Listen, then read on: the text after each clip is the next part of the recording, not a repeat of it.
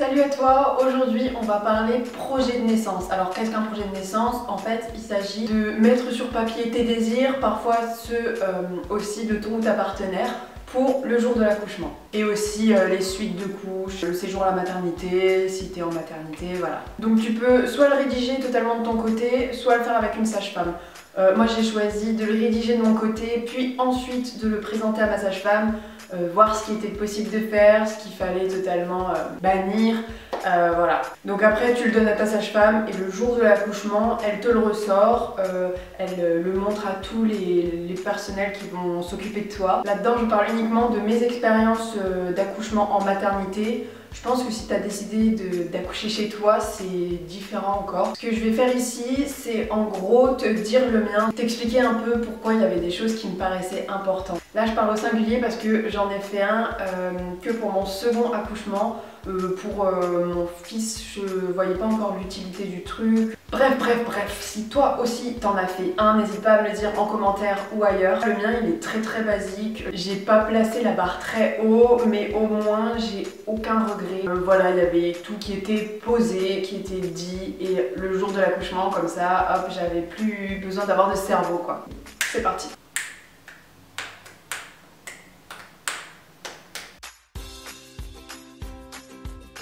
Bon du coup tu commences par te présenter. Donc bonjour madame monsieur, je m'appelle Elise, merci beaucoup pour ce que vous faites. Puis présentation succincte en mode je suis bavarde, si vous voulez parler avec moi, il n'y a pas de souci, je suis là, je suis open et tout. Et dans cette introduction de projet de naissance, j'ai précisé que ce projet de naissance il était à titre informatif, que je comprenais si certaines choses pouvaient pas être réalisées dans l'urgence, sur le moment, voilà, je savais pas trop ce que j'avais le droit ou pas, donc voilà. Après je commence mon vrai projet de naissance avec toutes les demandes et je l'ai fait en 3 parties. D'abord, j'ai fait une partie si l'accouchement se faisait par voie basse. Ensuite, une partie si c'était une césarienne. Et enfin, genre j'ai terminé par le séjour à la maternité, ce que je souhaitais faire. Vous allez voir que tout n'a pas pu être réalisé. Du coup, j'ai tout en note sur mon téléphone. J'avais directement fait option imprimer. Et j'avais imprimé comme ça, vraiment à l'arrache, en plus sur une feuille à carreaux et tout. Enfin, c'était dégueulasse.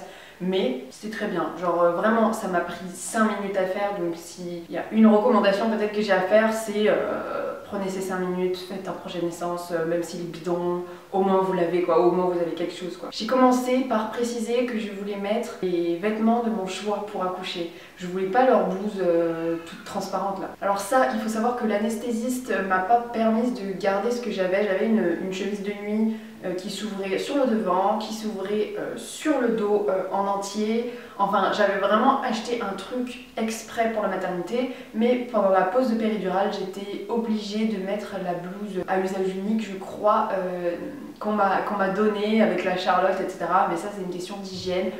Je respecte la volonté de l'anesthésiste parce que de toute façon après j'ai pu me rechanger, voilà, j'ai juste enfilé les bras, hein, j'ai pas fermé dans le dos. Voilà, du coup tout ça pour dire que ça j'ai pu le faire, j'ai pu accoucher avec ma propre chemise de nuit d'accouchement quoi, parce que je voulais qu'il y ait mon odeur dessus, voilà, accueillir mon bébé avec mes vêtements, ça me tenait à cœur. Donc ensuite j'ai précisé que je voulais rester découverte le moins possible pour l'accouchement, donc que j'étais pudique et donc que je souhaitais pas qu'on me mette à Walp. J'ai demandé à la sage-femme si c'était utile de le préciser, elle m'a dit que oui, que ça, si ça vous tient à cœur, qu'il fallait le préciser, parce que elle voyait plein de femmes qui pour l'accouchement n'en avaient vraiment strictement rien à faire de la pudeur, parce que justement elles étaient dans le mood d'accouchement, tout ça, donc que ce n'était pas du tout un truc universel la pudeur, donc c'était très bien de le préciser, j'ai bien fait de le préciser, ils ont respecté ça. Ensuite, je voulais la péridurale le plus tard possible, donc je souhaitais une péridurale et je voulais pouvoir me déplacer le plus possible,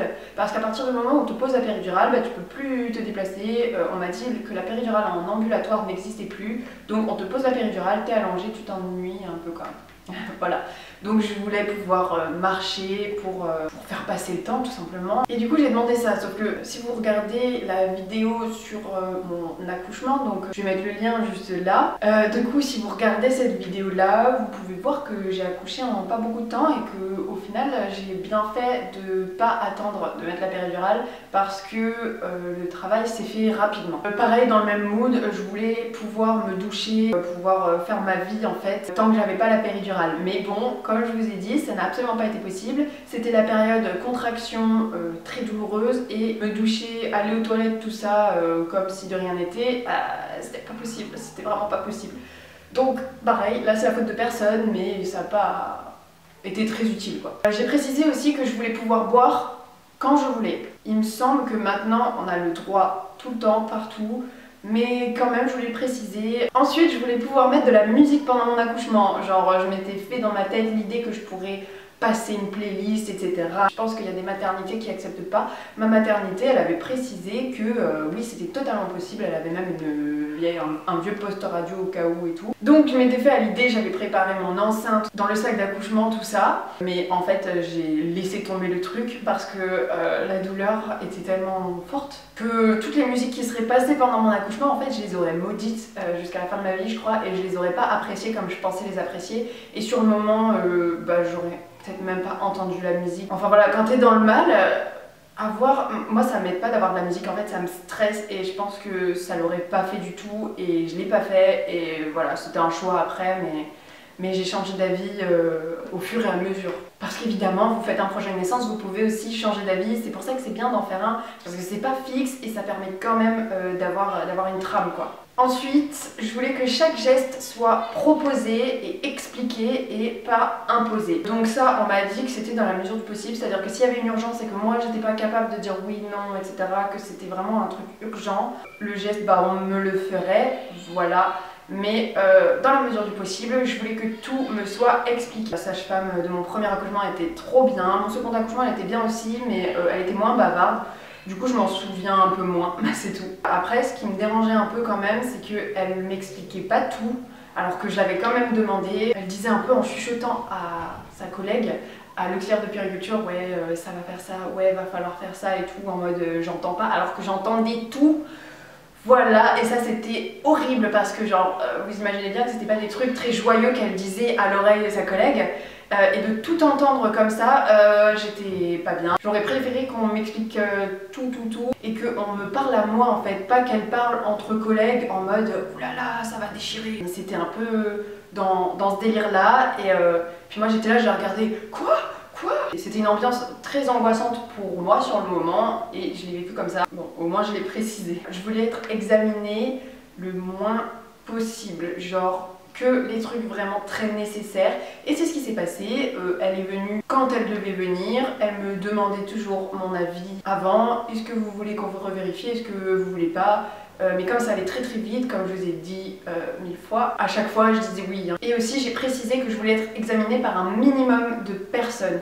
Donc là on m'a dit oui, mais si ça change d'équipe, ce sera forcément 2 personnes différentes. J'ai dit oui, bah voilà, mais si c'est un minimum, c'est ce minimum que je voudrais et pas genre n'importe qui. Donc voilà tout ce que j'ai demandé pour l'accouchement. Maintenant, j'ai fait aussi une liste de si il y avait éventuellement une césarienne parce qu'on peut pas prévoir à l'avance. Donc je souhaitais que le papa soit présent pendant la césarienne. Je précise que c'était en février, il n'y avait pas encore cette histoire de coronavirus, tout ça. Donc je pouvais demander et ça on m'a dit malheureusement ça dépend du chirurgien. Dans la maternité où j'étais, on m'a dit il y a des chirurgiens qui n'acceptent pas, genre il y a une chance sur 2 pour qu'il n'y ait pas la possibilité d'avoir le papa. Donc autant dire que j'étais comme ça, je me suis dit en fait s'il n'est pas là, je le vivrai très très mal et je pense que n'importe qui a une idée en tête d'une naissance et ça se passe pas comme prévu, ça se passe pas avec la personne prévue, c'est très difficile. Donc voilà, j'avais peur mais ça s'est très bien passé. J'ai pas eu besoin d'une césarienne, tout est nickel. Donc ce que je voulais après, c'est que le papa puisse faire du pot à pot parce que, si vous savez un peu, pour la césarienne, dans la salle il fait froid, vous avez un corps froid parce que vous êtes totalement anesthésié, je crois que c'est une rachianesthésie, dites-moi si je dis des bêtises. Mais en gros, votre corps il est froid, vous pouvez pas faire de pot à pot vous-même avec votre enfant, votre bébé qui vient de naître. Et donc je voulais que ce moment privilégié soit avec le papa, mais le pot à pot j'y tenais vraiment, donc si c'était pas possible avec moi, je voulais que ça se fasse avec Bastien. Et d'où aussi l'importance d'un projet de naissance, c'est parce que sur le moment, si vous avez une césarienne en urgence, etc., bon si elle est programmée, vous avez le temps de poser les trucs et tout, mais si c'est en urgence, du coup vous n'allez pas être là. Par contre, s'il vous plaît, on arrête tout. Je voudrais ça, ça, ça. Non, c'est mieux que ce soit posé et que le mec dans son bureau, le machin affiché, ils disent ah cette patiente elle aimerait ça, ok on va essayer. Je sais pas si ça se passe comme ça, mais bon c'est comme ça que je l'imagine en tout cas, donc dites-moi si vous êtes sage-femme, peut-être si vous passez par là, dites-moi comment ça se passe exactement, mais voilà je trouve ça important. Et ensuite en dernier, pour une césarienne, je voulais que la séparation avec mon bébé soit la plus courte possible. Donc parfois ils n'ont pas le choix, il faut attendre tant de temps dans je crois une salle de réveil ou un truc comme ça, et j'ai vu que c'était possible de raccourcir ce temps selon la santé de la maman évidemment, et la santé du bébé aussi un peu. Et donc je voulais que la séparation soit la plus courte possible. C'est pour ça que j'ai mis la plus courte possible, parce que je ne connais pas les règles précises. Donc au moins c'était dit, c'était posé, et s'ils respectaient pas, bah au moins j'avais le droit de me plaindre, tu vois, ou pas, mais dans ma tête un peu quand même. Voilà, alors après l'accouchement, donc le séjour à la maternité, les suites de couches direct après avoir accouché, tout ça, je voulais pour s'il y avait accouchement par voie basse, avoir une tétée d'accueil et un pot à pot immédiat avec mon bébé. Comment vous dire que je ne me souviens pas, c'est vraiment dommage, mais j'étais vraiment dans un état second. Donc j'ai des souvenirs qu'on sautait, donc je me souviens pas si j'ai pu directement l'avoir en pot à pot, s'ils ont mis une couche avant, s'ils n'ont pas mis la couche, combien de temps j'ai pu l'avoir sur moi avant qu'ils la mettent en pyjama, la tétée d'accueil, quand ça s'est fait, je ne m'en souviens pas. Il me semble que ça a été à moitié respecté, c'est-à-dire que je voulais vraiment un long pot à pot et je crois qu'il a été un peu court et qu'ils l'ont très vite mis en pyjama. Voilà, bref. Ensuite j'ai dit pour le placenta, alors ça c'est pas du tout glamour, si vous êtes un peu sensible, passez ce moment parce que c'est dégueulasse clairement. Donc on parle d'expulsion du placenta. Alors de la part de ma mère, de ma belle-mère aussi je crois, et de plein d'autres gens, on m'avait dit ouais ça fait trop mal, il t'appuie sur le ventre, c'est pire que l'accouchement, ça fait trop mal et tout. Je pense que ça dépend des femmes, et peut-être que genre à l'époque c'était pire aussi. Parce que moi les deux fois, genre rien senti. Et j'ai quand même précisé en amont que je voulais expulser le placenta de moi-même, genre naturellement. Je voulais pas qu'on vienne m'appuyer sur le ventre ou qu'on vienne me le chercher. Parfois il n'y a pas le choix, hein, voilà, il rentre ça comme rat dans ton ventre. Dites-moi si je me trompe, si vous êtes sage-femme, hop je pose mon téléphone. Il rentre ça, ils viennent le chercher si vraiment il veut pas être décollé, et apparemment il décolle comme ça. Moi ça s'est jamais passé, enfin jamais, genre j'ai accouché que 2 fois, mais voilà, ça s'est pas passé comme ça. Ils m'ont juste dit pousser madame pour une dernière fois. Tu pousses un peu et ploup, c'est bon, enfin quand je dis tu, je dis moi. Parce que je pense qu'il y en a d'autres, ça se passe pas forcément comme ça. Moi ça a été nickel, ça s'est très bien passé, et voilà, je voulais l'expulser naturellement, je l'ai expulsé les 2 fois naturellement, tout s'est bien passé, et je vous souhaite aussi de ne pas vous le faire arracher comme ça, parce qu'apparemment c'est très douloureux. Je vous souhaite de pas avoir mal pour ce moment, parce que quand tu viens d'accoucher t'as pas envie de subir un rebelote, voilà. Ensuite j'ai précisé que je voulais faire un allaitement à la demande. Alors ça c'était pas discutable, c'est à dire que je savais que je pouvais et qu'il n'y avait aucun moyen qu'on me dise non mais c'est pas possible parce que machin, parce que il y a un frein de langue, parce qu'il y a un machin, il y a un truc. Ça je savais qu'il y avait toujours des solutions, même si j'ai douillé, mais vraiment douillé pendant le séjour à la maternité. S'il y a une crème que je peux vous conseiller si vous allaitez, c'est la Lancino Lanoline là. Si l'allaitement est douloureux, faut en parler, c'est pas douloureux pour tout le monde, voilà, je le précise au cas où, mais pour moi ça a été très douloureux, j'ai eu 0 crevasse, 0 problème de peau, l'allaitement s'est globalement bien déroulé, elle avait pas de frein de langue, rien, mais j'ai quand même eu mal, et voilà. Et à un moment je me souviens que, je crois que c'est une auxiliaire ou une sage-femme, je sais plus parce qu'il y a eu beaucoup de gens hein, quand même, qui est venue et qui m'a dit vous tenez vraiment à l'allaitement si vous avez mal comme ça. J'aurais préféré qu'on me dise, qu'on me soutienne, qu'on me dise alors on va faire ça, vous inquiétez pas, ça va aller, plutôt que vous êtes sûr.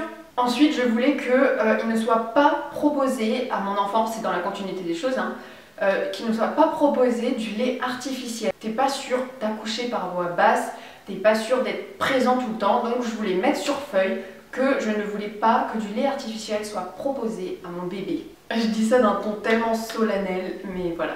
Et s'il n'y avait pas le choix, parce que parfois, genre si toi t'es vraiment pas bien, il n'y a pas le choix, je voulais que ce soit pas proposé au biberon, parce que vous n'êtes pas sans savoir qu'il y a un risque de confusion sein-tétine, parce que la tétine du biberon, genre le lait, le débit du lait est beaucoup plus important que le débit au sein, donc le bébé peut s'habituer et genre après s'énerver à la mise au sein. C'était pas du tout ce que je voulais. Voilà, l'allaitement c'est déjà assez difficile à démarrer.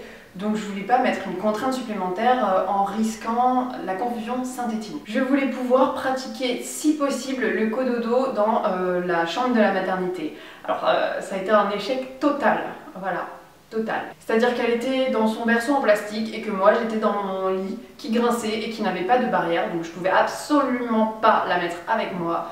Ce que je faisais c'est que je montais un maximum le lit pour être à sa hauteur que...